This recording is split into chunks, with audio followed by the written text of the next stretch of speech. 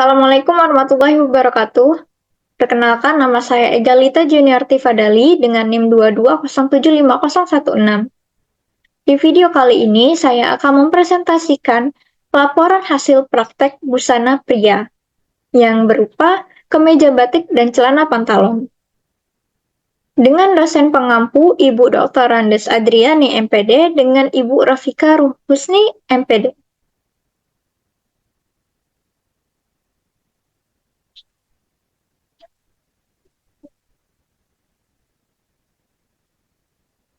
Latar belakang.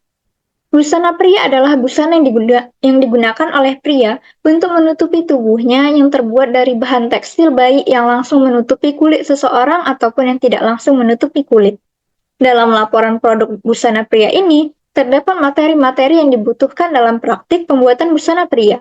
Adapun praktik pembuatan busana pria yang dituangkan dalam laporan ini adalah ruang lingkup busana pria, praktik pembuatan kemeja batik lengan panjang dan pantalon. Sebagai calon pendidik dan tenaga profesional dalam bidang busana, harus dapat menguasai konsep dasar busana pria yang meliputi pengertian busana pria, jenis model busana pria sesuai dengan kesempatan, pemilihan warna, corak, tekstur, dan jenis kain untuk busana pria. Busana yang dikenakan kaum pria menunjukkan status mereka. Status merupakan salah satu faktor yang menentukan kedudukan seseorang di dalam masyarakat.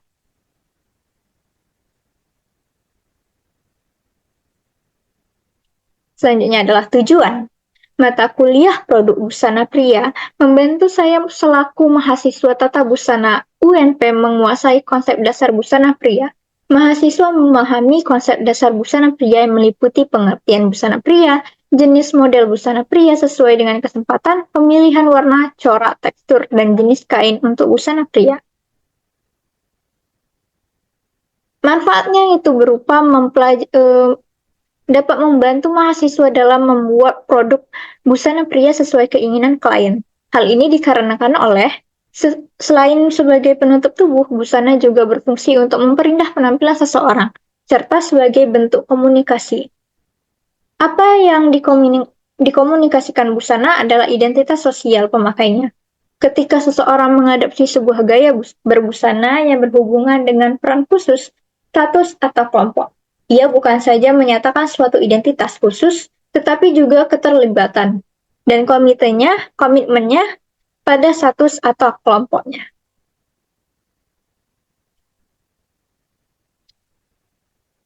Nah, kita masuk ke dalam proses membuat kemeja batik. Yang pertama, berikut ini adalah desain dari kemeja batik tersebut. Terdapat regular collar, kemudian terdapat saku vest pada bagian kiri badan depan, pada belahan tengah muka dengan menggunakan kancing, belahan sisi bawah, serta menggunakan belahan dan manset ujung lengan.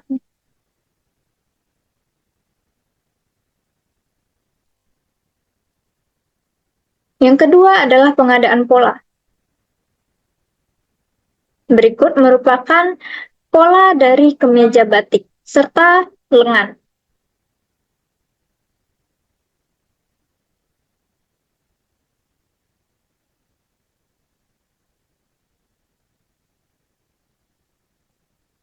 Yang ketiga berupa rancangan bahan. Untuk mengetahui berapa banyak bahan yang akan kita gunakan, kita memerlukan rancangan bahan. Di sini saya memerlukan 2,5 meter bahan batik untuk membentuk badan depan, badan belakang, lengan, serta untuk kerah, kantong, dan manset. Berikut merupakan rancangan harga kemeja batik. Yang pertama adalah bahan batik yang sebanyak 2,5 meter dengan harga satuan per meternya adalah 30.000, jadi totalnya adalah 75.000. Yang kedua adalah kain keras kerah. Saya menggunakan sebanyak 25 cm dengan harga satuan 5.000, jadi totalnya adalah 5.000.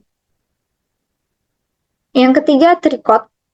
dengan habis 1 meter, harga satuannya 13.000.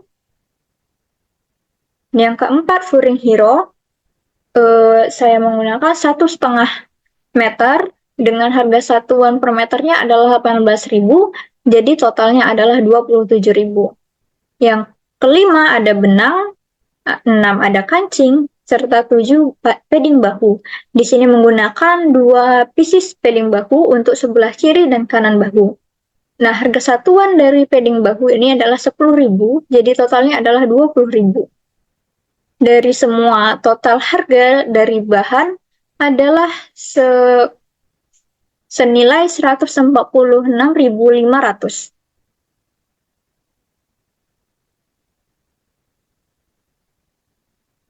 Rancangan harganya, di sini ada modelnya yang sudah kita jumlahkan tadi senilai 146.500. Saya mengambil upah tenaga kerjanya sebanyak 150.000. Jadi untuk biaya produksi itu didapati dengan cara modal ditambah upah, yaitu 146.500 ditambah 150.000.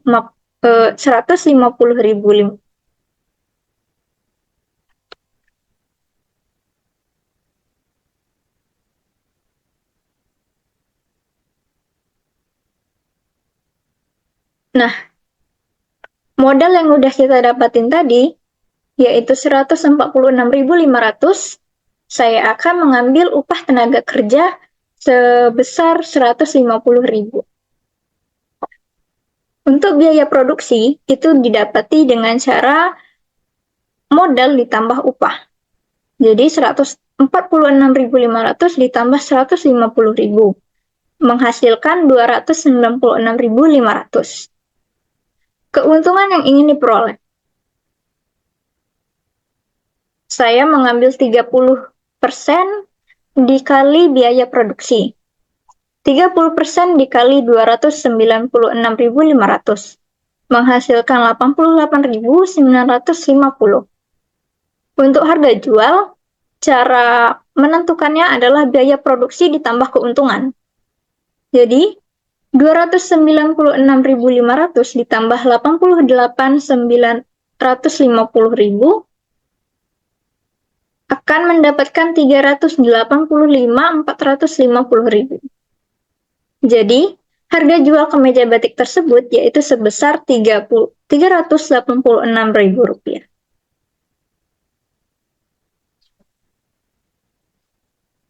Kita masuk ke bagian potong dan jahit. Yang pertama, memilih motif batik dan menemukan antara motif badan bagian kiri dan bagian kanan untuk bagian badan depan.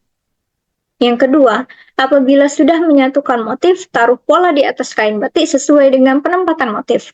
Atur pola agar tidak banyak bahan yang terbuang, dan sematkan pola dengan pentul atau pemberat, agar pola tidak bergeser atau berpindah. Yang ketiga, gunting bahan yang telah diberi kampung. Yang keempat, bahan yang telah dipotong taruh di atas trikot, kemudian pres bahan dan trikot agar menyatu. Diharapkan agar trikot tersebut benar-benar harus menempel agar tidak merusak kemeja tersebut. Yang kelima adalah bahan yang telah ditempelkan trikot kemudian diobras agar tiras pada kampuh lebih bersih dan rapi. Yang keenam, guntinglah furing untuk melapis bagian badan depan dan belakang, menyesuaikan bahan yang telah dipotong. Kerjakan belahan tengah muka kemeja terlebih dahulu, agar pada saat kita proses menjahit untuk selanjutnya, pola motif batik yang telah kita temukan tadi tidak bergeser ataupun tidak lari. Kemudian jahitlah bagian bahu badan agar dapat memasang padding. Yang ketujuh, lepaskan beberapa lapisan padding, sisakan hanya 3 lapisan, agar tidak terlalu tebal. Padding ditindas, kemudian dipres. Tempelkan padding dibantu dengan trikot pada bahu, lalu dipres hingga merekat.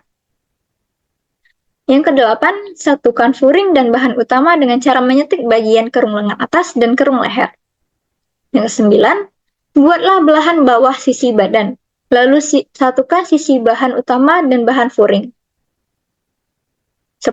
Buatlah belahan lengan bawah dan penyelesaian ujung lengan menggunakan manset dengan lebar 6 cm.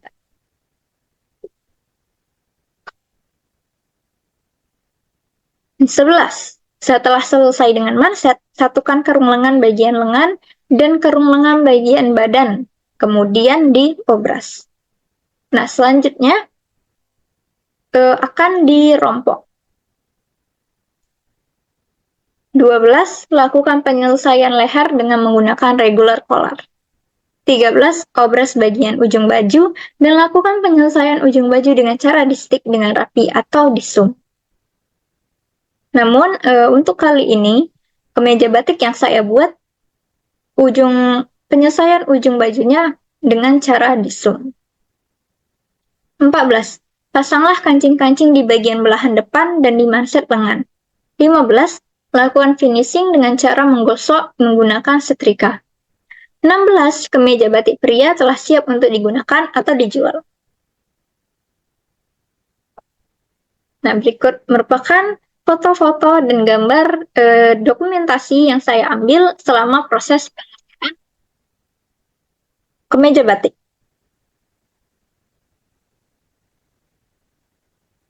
Untuk penyelesaian, berikut merupakan penyelesaian pada bagian-bagian kemeja batik. Di antaranya adalah 1. Penyelesaian ujung lengan menggunakan belahan dan manset. Yang kedua, penyelesaian kerung leher menggunakan regular collar. Yang ketiga, penyelesaian belahan tengah muka menggunakan kancing. 4. Penyelesaian ujung bawah baju dengan cara di-zoom. Nah, ini adalah gambar-gambar dari masing-masing penyelesaian yang telah disebutkan tadi, seperti manset, kerah, belahan samping, serta penyelesaian ujung baju. Kita masuk ke bagian yang kedua, yaitu proses membuat pantalon.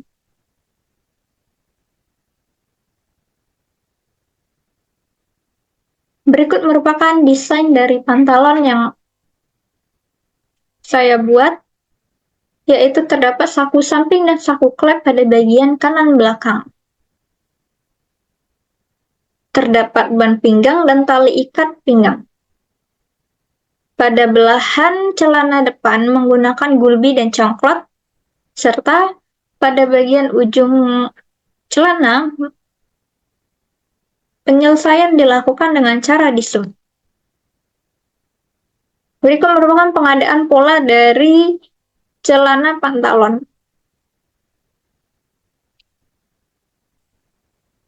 Membuat rancangan bahan untuk mengetahui berapa banyak bahan yang akan kita gunakan. Kita masuk ke bagian rancangan bahan. Nah, untuk pantalon, saya menggunakan bahan utama sebanyak 125 meter. Dengan harga satuan per meternya 58.000, jadi total yang digunakan adalah 72.500. Yang kedua, kain keras. Menghabiskan setengah meter dengan harga satuan 12.500. Jadi totalnya adalah 12.500. Trikot menghabiskan sebanyak setengah meter dengan harga 7.500. Selanjutnya adalah furing hero. Furing hero digunakan untuk bagian kantong samping dan kantong belakang. Menggunakan setengah meter dengan harga satuan 18.500. Jadi totalnya adalah 9.000. Nah, yang kelima ada benang, yang keenam ada resleting. Selanjutnya ada hak, kita menggunakan satu pasang hak dengan harga satuan 1.000. Jadi total yang dikeluarkan untuk membuat pantalon ini adalah 107.500. Nah, setelah didapatkan modal 107.500, saya mengambil upah tenaga kerja sebesar 150.000. Untuk biaya produksi, didapatkan dengan cara modal ditambah upah.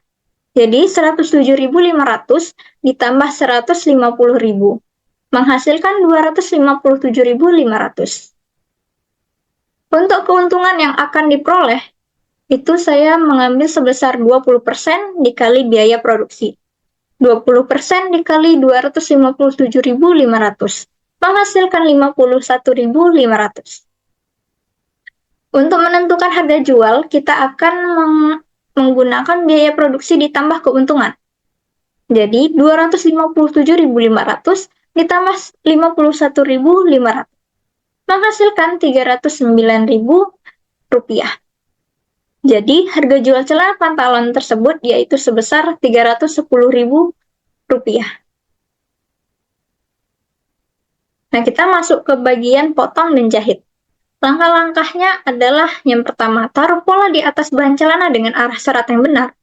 Atur pola agar tidak banyak bahan yang terbuang dan semakan pola agar tidak bergeser. Yang kedua, gunting bahan dengan kampuh 2 cm dan radar apabila dibutuhkan. Yang ketiga, bahan yang telah dipotong kemudian diobras agar merapikan tiras kampuh. Yang keempat, jahitlah kupnat-kupnat pinggang celana bagian depan. Untuk bagian depan dengan panjang 5 cm dan bagian belakang kupnat sepanjang 7 cm. 5. Buatlah kantong klep pada bagian belakang kanan celana seperti gambar di bawah. Buatlah kantong samping pada bagian depan, kanan, dan kiri celana. Lakukan pengerjaan gubi dan congkot pada belahan depan celana. Satukan dengan jahit bagian sisi depan dan belakang celana. Lalu, bagian pesak hingga bagian tengah belakang. Lakukan penyelesaian pinggang dengan cara membuat tali ikat pinggang dan ban pinggang. 10. Pasang lahak pada bagian pinggang bagian depan celana. 11. Lakukan penyelesaian ujung celana bawah dengan cara disum. 12. Lakukan finishing pada celana dengan digosok memakai setrika. Celana telah siap untuk digunakan atau dijual. Berikut merupakan dokumentasi selama saya mengerjakan celana pantalon. Untuk penyelesaian, pada bagian pinggang kita menggunakan penyelesaian pinggang ban pinggang. Yang kedua, penyelesaian ujung bawah celana dengan cara disum. Nah, itu dia hasil presentasi saya mengenai laporan praktik kali ini. Saya ucapkan terima kasih dan mohon maaf apabila terdapat kesalahan kata maupun perbuatan. Saya ucapkan Assalamualaikum warahmatullahi wabarakatuh.